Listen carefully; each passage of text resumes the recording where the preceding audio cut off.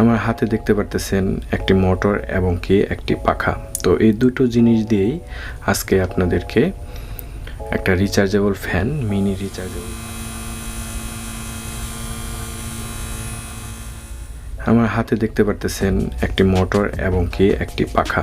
তো এই দুটো জিনিস দিয়েই আজকে আপনাদেরকে একটা rechargeable fan, mini rechargeable fan এবং কি মোবাইলের ব্যাটারি দিয়ে বানিয়ে দেখাবো। তো এটা বানাতে কি কি লাগবে? একটা মোটর, একটা পাখা,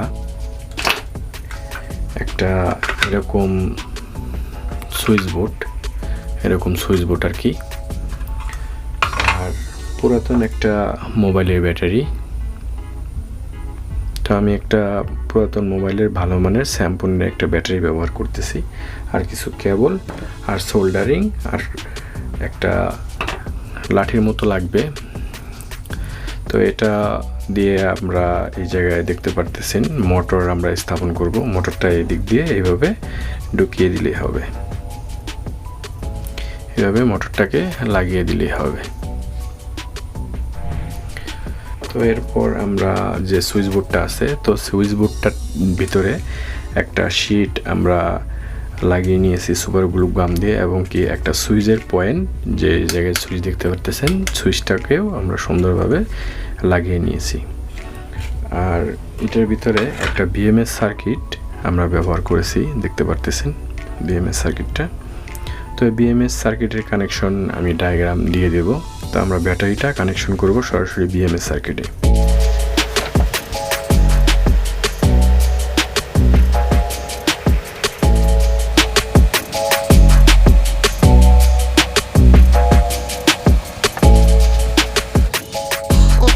আমাদের যে লাঠিটা আছে, যেটা আমরা মোটরটাকে লাগিয়েছিলাম কাঠের মাঝে, তো সেটা আমরা এই জায়গায় স্থাপন করব, এই জায়গায় লম্বালম্বিভাবে স্থাপন করব।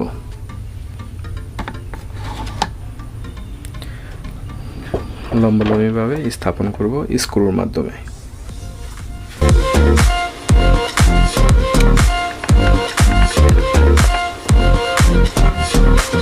আমরা মোটরের যে উপরের পার্টটা আছে, মোটরের টার্মিনাল, তো সেই টার্মিনালে আমরা দুইটা তার সোল্ডারিং করে নেব।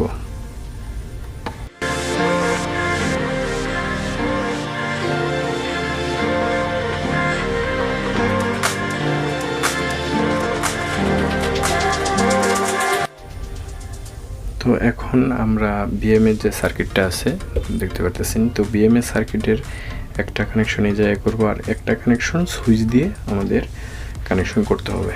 মাইনাস যে লাইনটা ছিল, তো সেই লাইনটা আমরা কানেকশন করে দিয়েছি। এখন সুইচের যে কানেকশনটা, তো সেই কানেকশনটা করব। বিএমএস এর যে প্লাসটা থাকবে, প্লাসটা একটা তার এই জায়গায় যাবে, আর মোটর আর একটা তার এই জায়গায় লাগবে। তো কানেকশন করি আমরা।